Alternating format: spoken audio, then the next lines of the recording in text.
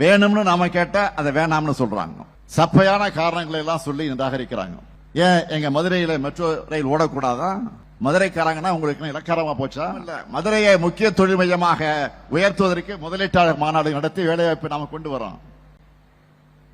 ஆனா ஒன்றிய பாஜக சேர்ந்தவங்க என்ன சொல்றாங்க?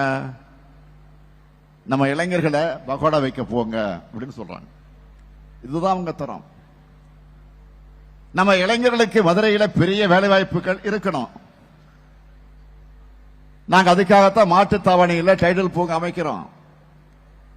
ஆனா ஒன்றிய அரசு என்ன பண்றாங்க?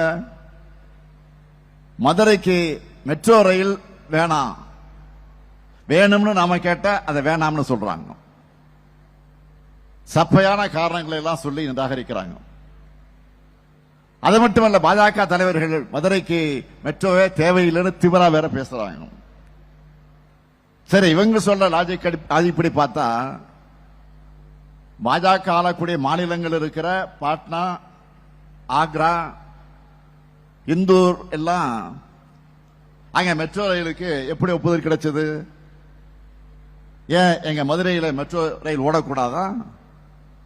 மதுரைக்காரங்கன்னா உங்களுக்கு இலக்காரமா போச்சா? எங்க அரசுல இன்னும் மதுரைக்கு நாங்க என்னவெல்லாம் பண்ணிருக்கோம் சொல்லட்டா? இன்று திறக்கப்பட்டிருக்கக்கூடிய வீரமங்கை வேலுநாச்சியார் மேம்பாலம், கோரிப்பாளையம் ஜங்ஷன்ல மேம்பாலம் கட்ட பணி நடந்துகிட்டு இருக்கு.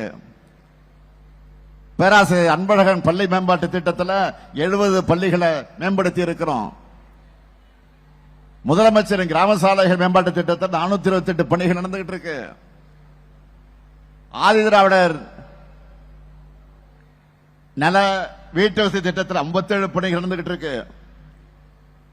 காந்தி அருங்காட்சியகத்தில் விடுதலை போராட்ட வீரர்களுடைய கண்காட்சி நடந்துச்சு.